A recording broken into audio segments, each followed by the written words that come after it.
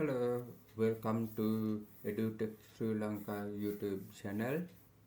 In this video, I'm going to guide you on how to create a user for Moodle system. When you create a user, this particular user can become an administrator, a teacher, a course creator, a manager, or as a student. Now, before we give these roles, we must create a user for the system. Before we create a user, I strongly suggest that the outgoing mail settings should be configured properly. That means the mail settings should be in working order. They should be working so that these users can get emails from this Moodle LMS. I have already explained on setting up outgoing mail in a previous video, and I will share the link in description. Okay, right now I have already logged in as an administrator, so I'm going to create a new user. First, we go to site administration, users. Here you can see a new link, add a new user. You may click on that and this particular page will appear, and here you have to add the necessary details for this particular user and then click on create user button. Let me create a new user. I will add one user, user 1 for the username, and for the authentication method there are many options. There are enabled options as well as there are disabled options. By default these three are enabled. If you want to just create a user and then share the password to that user separately, you may click on manual accounts. If you want to create a user and send that login details for the particular user, and let that user change the password afterwards, you may click on email based self-registration. For this purpose, for the email based self-registration, you must remember that email settings should be configured properly. Okay, I select email based self registration and I will click on generate a password and notify user.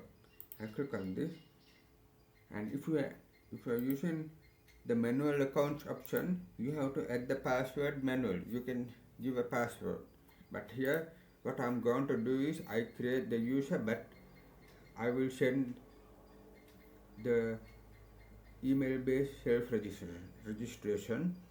That means the system itself will create a password, a temporary password, and then send it to the user's email, and from that the user can see the link, the verification link, and once they click it, they have to enter the temporary password mentioned in the email, and then they will have to change the password after the first login. Okay, and then I will give the name for the user, John Doe. For the email address, you have to put a working email address. If you are using this email based self registration, and also you need to generate password and notify user options, you must put a working email. So for this purpose I am using a temporary email. Let me create a temporary email. Okay, I got a temporary email. I copy this. The email inbox is given below. So this is a separate tab. So this is not linked to Moodle. Suppose this is your email inbox. Okay, I add the email, a working email, a temporary email for this demonstration, and you can decide other settings. As here you can see there are 3 red icons. That means these 3 are mandatory. They should be filled out. You can provide other details as well if you want. For now I will leave the default values. You can also add a profile picture here. In addition to that, you can fill these fields. Right now I'm going to click on create user.